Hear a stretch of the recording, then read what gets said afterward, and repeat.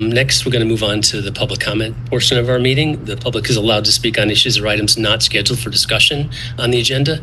Comments should be limited to issues and items germane to the business of the governing body. The Commission will not discuss or debate these items, nor will the Commission make decisions on items presented during this time. Members of the public will be limited to 3 minutes for comments. Is there any public comment?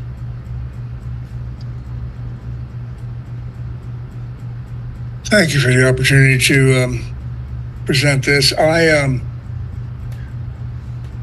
Those of you, I'm sure Commissioner Littlejohn, but you're all aware of the crumbling ruin mobile home park north of Lawrence Memorial Hospital.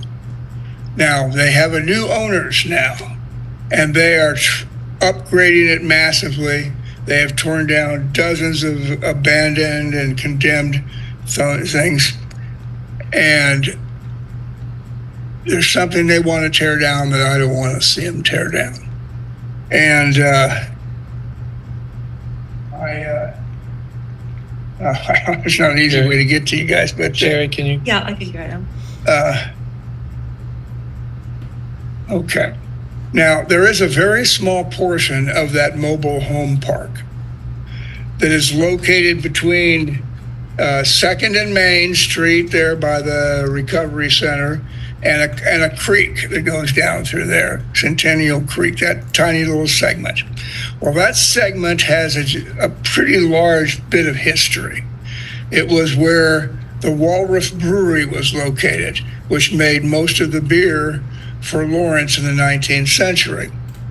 And it became after Kansas went into Prohibition way ahead of the rest of the country, it became a tannery and some other businesses. And most of the buildings weren't torn down until the mobile home park was built in 1964. Okay, but they left one building there. And that's a little stone building at the top of the Sandra Shaw Park Trail, a little stone building. That was the livery stable where they kept the horses that delivered all the beer in Lawrence in the 19th century. Well, I was going by there, and then the demolishing people were taking down one of the mobile home parks right in that section. And I went and talked to them. I go, so what about this stone building? What are you going to do about that? Oh, we're tearing that down. I go, no, you shouldn't be tearing that down. That's history. He goes, oh, hell, that's just this crumbling ruin. We're going to tear it down. We're going to file for a demolition request on that. I don't know if they did or not this week because I was unable to find a way to get into the demolition requests on the internet. But I don't think we can allow them to take down that little piece of history. That's number one. That's the number one thing. Don't let that be torn down.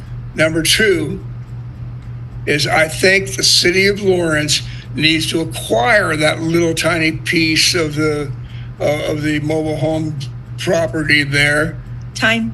And that way we can extend Thank you, sir. Woody Park all the way down to Sandra Shaw. We could talk afterwards if you'd like, but your time's up. You only had 3 minutes. Have I done my 3 minutes? Yes, sir. Thank you. Okay. Well, gentlemen, ladies and gentlemen, I hope you think about the idea of getting control of that property, sure. That land. Thank you, sir. And you got it. Thank you, sir. Appreciate it.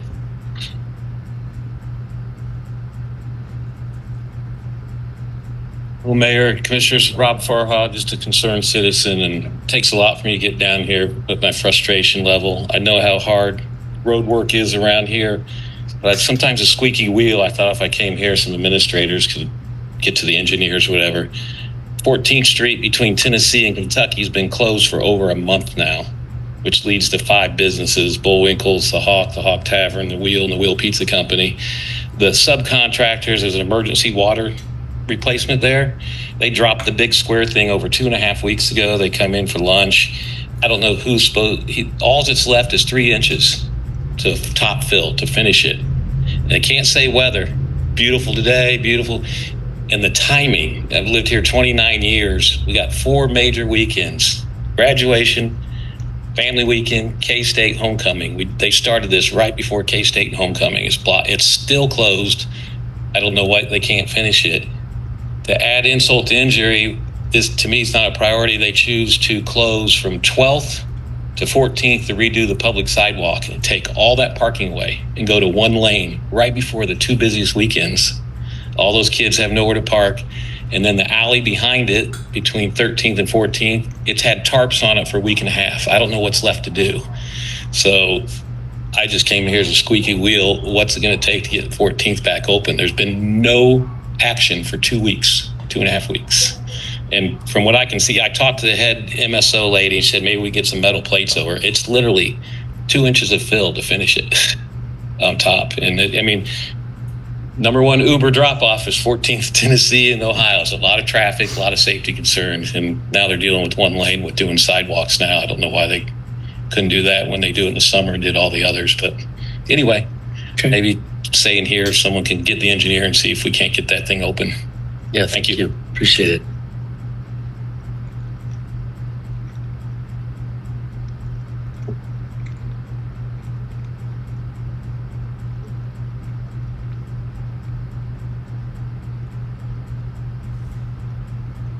Mr. Mayor, Commissioners, I'm David Collins, 66049. I just wanted to come today and comment on my observations of the City Commission and the City Planning Commission in recent meetings, in that it appears to me that the values of the majority of people in the city may not be taken into account. There's seems to be a feeling that if land in particular can't have more value taken out of it, extracted from it by developing on it or by some other means, that it has no value. I've heard people basically say that to the commissions. There are lots of things in this country that don't have prices on them, lots of land that have extremely high value. Look at our national park system for one. But I would like to encourage that the commissions recognize that when there in particular is land that was designed or thought about what it should be used for a long time ago, that has given developers an opportunity to buy the land so that they can take value out of it, that some recognition be given to the negative costs of doing that. That in economics they call it negative externalities. When you, for instance, just as one example, the New Boston Crossing, if they put that in, and I've heard the developers make arguments about how, the lights are going to be aimed away from it, and noise pollution shouldn't be a problem. Well, things like that, trash, noise, lights, don't stop at streets. And those all would have negative impacts on the value of the adjacent wetlands. And there are numerous other things like that. But when the Southwest Trafficway went in, that should have given some sign that perhaps south of that along the river, thank you, Sir. something should be considered. Thank you very much.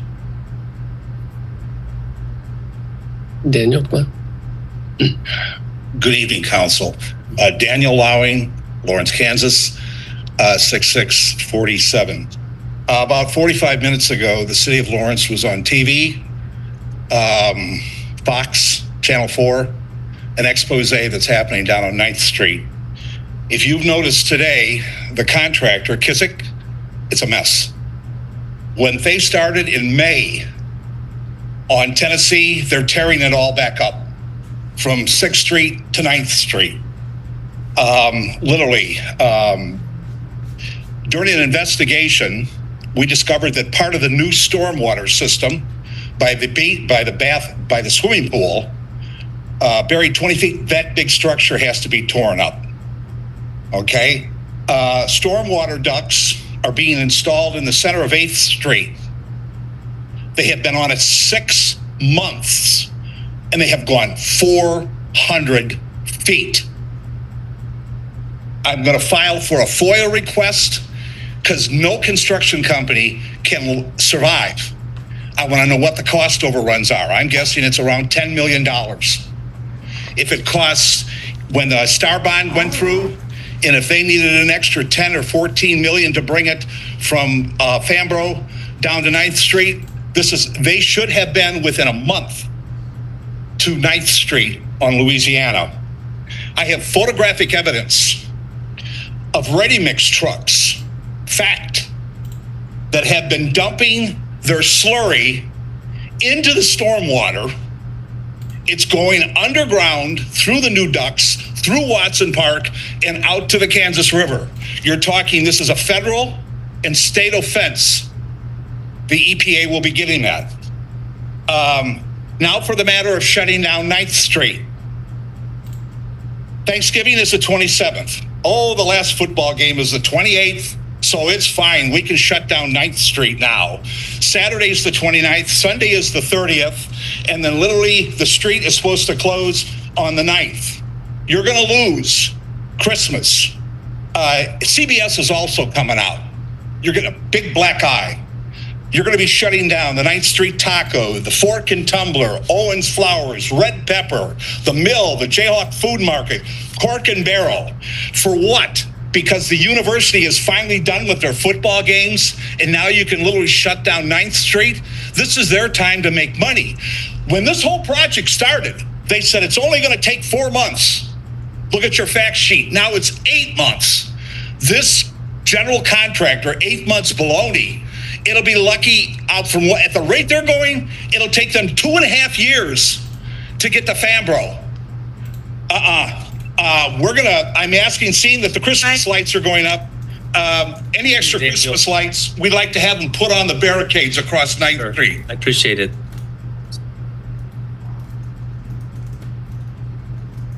Hi, I'm Chris Flowers, and I would just like to comment. I don't know if you all saw, there's an article in the Lawrence Times where they wanted information from the city about the fees. I guess it's about revenue and expenses for the Lawrence Sports Pavilion, and the city's response was it would take close to $1,700 to give that information to the paper, and their reason was because it was going to take about 48 hours of city staff time to gather that information. And I was just thinking, well, shouldn't that information all be readily available to the city? Like when you all were deciding how much to charge for fees and stuff, shouldn't the city been going by how much revenues and expenses? You know, the information the paper was requested, shouldn't the city have been going by that? And if they were, then why can't they give the information to the paper without charging so much and saying it's going to take so many hours of staff time? It kind of baffles me. And it makes me wonder, well, does that mean the city, when they were doing all that, deciding how much to charge, or is it not based on actual data and just more about guessing? So, and also, if it was, it shouldn't have been guessing because they have the ability to do it. If they are saying, well, we can do it, but it's going to take so much staff time, that means they can do it. So something's just not adding up right. And if I were in your position, I'd start looking into what's going on with city staff, because I don't think that's right. I think something might be up. But enough of that. I was also thinking, elections coming up. Part of the reason that things get the way they do is because we don't have a strong mayor position. Not necessarily the strong mayor. I just meant a mayor that will be around longer than 1 year. This rotating mayor thing, I think that adds to the lack of accountability because every year it's a new mayor. Like if we had one mayor, that would make things easier. And also, like, what if Amber Sellers had finished second? Look how she's gone again. But okay, this isn't a big deal. It's just y'all just had consent. She didn't need to be here for that, so she can skip this one. But what if she was to be consideration in line for mayor? Look how much she misses. Shouldn't that be considered? That's why we need to do away with the tradition of a rotating mayor every year. Thank you. Thanks, Chris.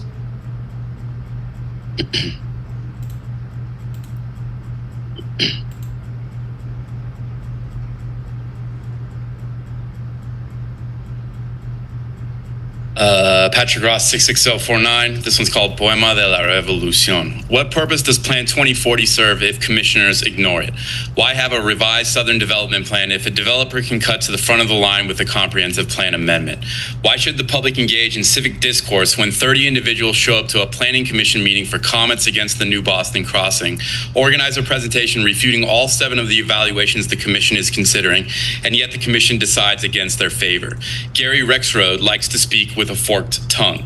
He loves the wetlands as an amenity, as he defines it. He thinks it's big enough already, though. He thinks a road is all the protection needed to protect a, quote, vital and precious wetlands from development, end quote. He is, quote, really concerned with how the commercial development would happen, and if a plat came to me that said they were going to change the elevation or they would do something that would increase flood risk there, I would be a hard no, end quote. The plan proposes high-density residential and commercial between a stream and a river that you would have to fill and build out of the floodplain and would increase the river's rise in velocity.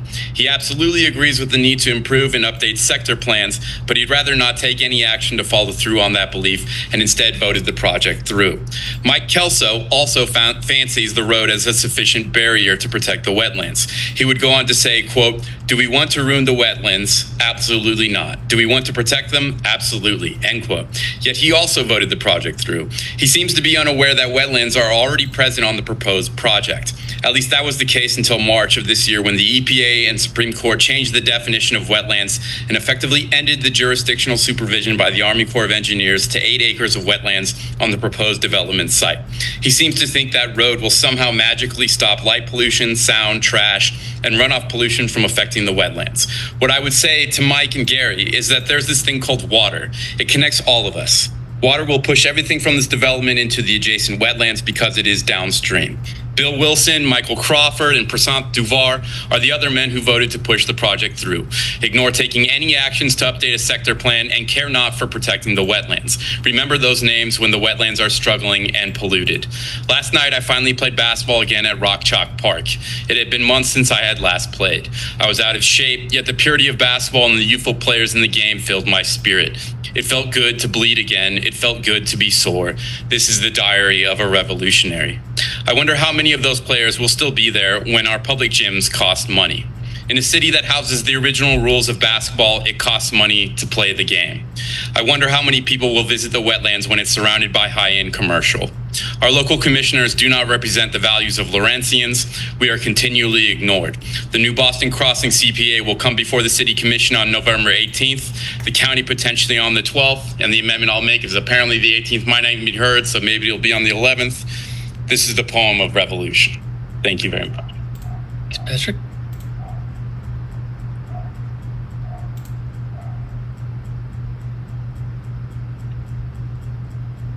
Brett Logan speaking for the homeless. I notice how the city takes the parks away from the homeless, such as most parks in the downtown area. If they don't take away the parks, they're locking the bathrooms up, they're taking out the benches from the parks. They say don't sleep in the park. Okay, cool. So homeless goes to the far ends of the woods and the city comes and gets them out the woods. It's like, why is there so much pressure on removing the homeless without seeing as of a fix to fixing the homeless problem?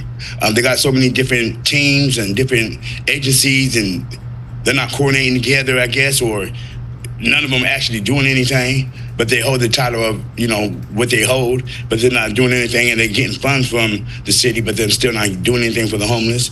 I think more people should look after the homeless and hold those agencies accountable for what they spend on the money of the homeless. Thank you. Thank you.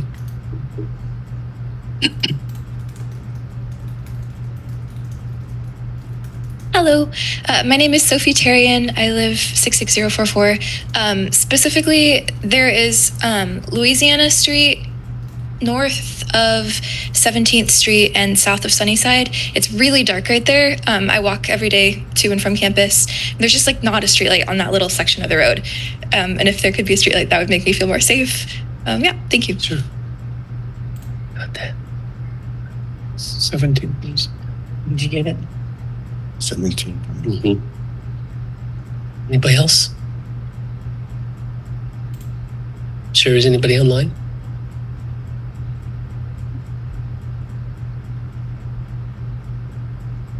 No, Mayor. All right. Is there a motion to adjourn? Move to adjourn. Second. And motion to adjourn by Commissioner Larson, seconded by Commissioner Littlejohn. All in favor, say aye. Aye. Those opposed? Motion passes 4-0. Good evening, everybody. Good evening.